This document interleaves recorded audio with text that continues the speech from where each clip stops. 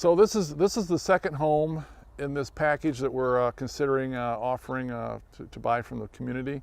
And this is another home. I've been in it briefly. I did about a 30-second walkthrough probably a month ago. We're going to take a much longer walkthrough and go see what we've got here. So one of the drawbacks on this one is this front porch. This is an after the fact, afterthought, and it was added on. It just makes it a little bit more complex and difficult to get the home out of here. It's surrounded by some pretty mature arborvitae trees. Those would have to be cut down. So, it does pose some challenges to getting this off the property, but if we can get the park to partner with us and get some of those items removed, it'll make this deal a little easier to swallow. Exactly. So, okay. So we haven't measured it up yet. This one looks like it's probably a 56-footer. Yeah, we looked underneath. There's no axles and hitch. No axles and hitch. Vinyl windows, you can see from here. Gutters, central air, looks like it's not too terribly old. So it's got that going for it. So yeah, it needs a good power washing, like most of them do. But it's not, the curb appeal isn't terrible on this. No, I didn't really take a look at the roof yet, but we'll take shots of that a little bit later and assess it. But it's not as new as one of the other ones we looked at. But we'll look for stains inside to see if there's any water damage or what have you. So let's go. Yep. Let's go take a look. All right. But this home's cleaner. Oh yeah. It needs its wall work and some floor repair and things like that. But it's a big home. It's cleaner. It's 2x6 construction. It has vinyl windows. Yep. So some of the windows, the seals are broken on some of the windows, but it's got a better door too. That's a 6-panel raised door, so you can see there's those 6 panels, and this is actually an insulated door, much better door than the composite. So this is, between that, the 2x6 and the vinyl windows, it's already got something going for it better than other homes. So it's a little bit higher quality home. It's got it's got 2 living rooms. So in this room we've got a fireplace, which is kind of a nice little extra. I'm going to see if we can find a data plate here in the kitchen. Yeah, and looking at you can see right here we got an open plan right here. This is like a bar area. Probably had stools here. Open concept, which people like because usually there's cabinets right across here, which you can't see across. But they are oak, real wood cabinets. Those are the doors. The boxes never are. Those are all like a composite material. But it's a big kitchen. Actually, a lot of storage. No appliances. I don't see a single appliance in here, except I guess you call that hood fan. Stainless steel sink. Yeah, and I'm looking. I see there's a little bit of stain on the ceiling over here in this area. So that indicates that there's been some leaks. If we, they're not soft, so those are old stains. Mm-hmm. It's hard to know for sure if if there's still a leak going on there or not, or if that's just a remnant from days gone by.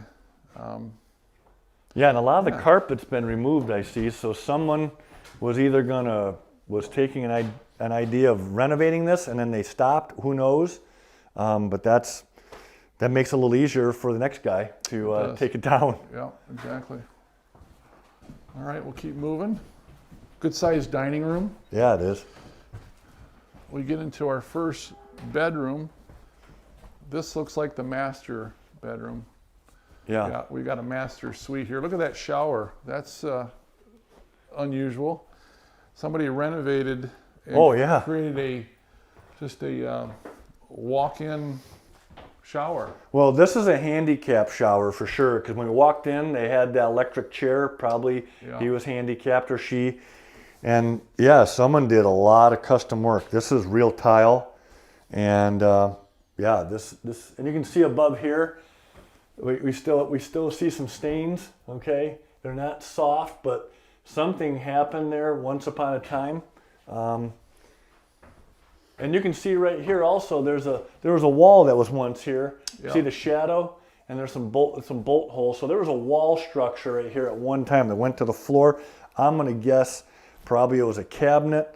Might have been the toilet. The toilet's over here, but once again, huge bathroom. Yep, got some dry rot going on here with this window sill. Again, some more stains. You know, the more stains I see, the more I'm kind of going, I'm not sure about this home. We've got an integrity problem with the roof. And yeah, this home looks like it was winterized. I can see an RV antifreeze, that is a container. mystery to me. Yeah, An absolute mystery. well, somebody had made an extra closet. Looks like out of being creative. Right. All right. So and the then there's a second and third bedroom are back here, probably in a bathroom. Right. Once again, right here, you can. I'm gonna be a betting man to say that was removed because that electric. To make more room. To there. just make more room, make it accessible. Yeah. So. See, we've got some pretty bad ceiling damage here. Oh yeah. Yeah, that's starting to That's look where. like a no-go. I don't remember seeing that last time, so that's pretty severe. I mean, it's repairable, but it just depends on, you know, the roof status. Yep. Well, we got more stains. Yep. More on this side as well. Yep. I actually have a soft spot here. I can feel it. So that there's an issue there that obviously it can. Now soft spots can happen through water, or it can just be over time that it just deteriorated. Wear, So yeah, traffic. wear and tear. Okay.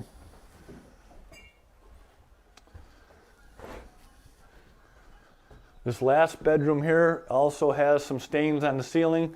So I mean, I think the predominant input on this is that the roof is showing leakage, and it's probably going to need a new roof, which for a home of this caliber is probably going to run, you know, on the market probably $5,000 to $7,000. That might be a deal breaker because most of our buyers aren't going to be that tickled about putting on another $7,000 investment on a home of this caliber. So that's just a constant issue right there. I can see. Yeah, there's some more stain out here too, along the edge there. So the roof Yep, right is there. at the end of its life. There's another soft spot. I think on this home I'm leaning towards a no-go on this one. You know, it's borderline, but I'm thinking it's a 1-star. Yeah. You know, with the roof. The roof, it could be $5,000 to $7,000. It could be a $10,000 roof job. You know, it depends on if they've got to replace decking. It's a complete tear-off, of course.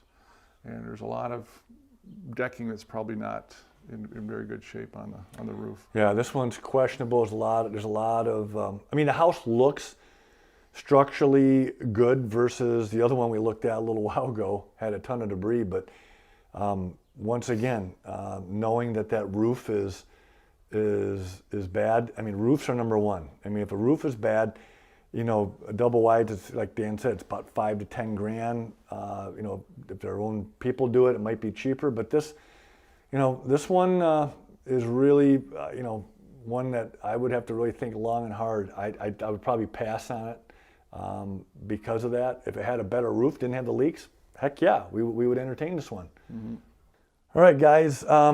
I just wanted to let you know we did do a little bit more research in this home. This is the laundry room, and we walk back here, and you'll see this door right here. This is a fuse box cover door, and if you don't know the year of the house or you're looking for the data plate, we try to find it in the kitchen and the cabinets, which is predominantly inside one of those cabinets.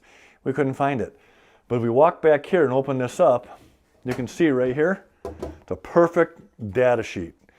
And I can see right now that it was built in 1990, 11/13/1990. It's a Victorian homes. It was built in Middlebury, Indiana. Has the serial number, has all the furnace information, everything.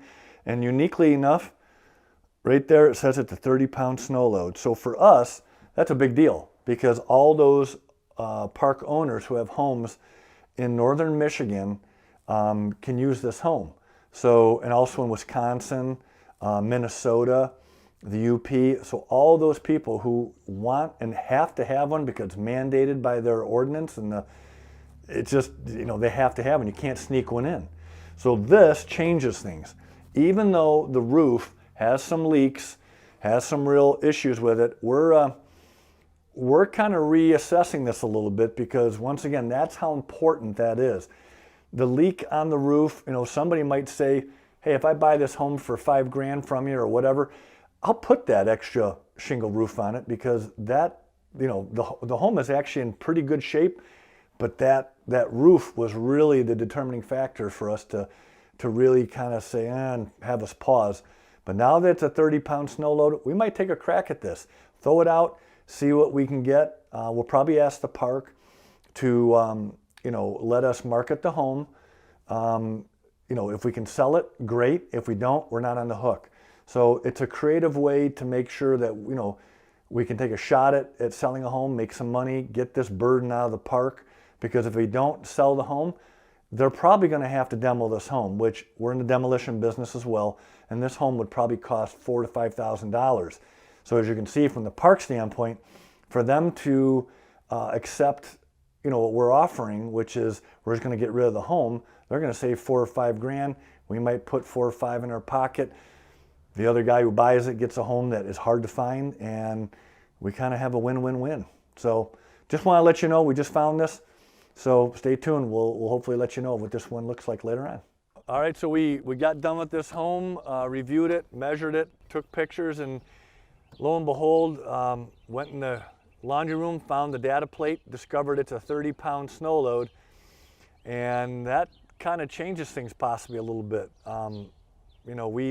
Reason being is we just sold a home that had a 30-pound snow load that we had to put about $500 worth of work on a skylight, just very similar to that one, and we ended up selling it for a heck of a profit. So, we're toying with the idea of actually marketing this one, and seeing if we can get some nibbles on it. But it's an empty home, which means it can be sold immediately. There's no investment from us for getting the deck or the shed out of here or whatever. So it's a pretty clean opportunity. So, Dan and I are kind of leaning that we'll probably try to market this thing and see if we can hit pay dirt, and probably going to offer the park how much?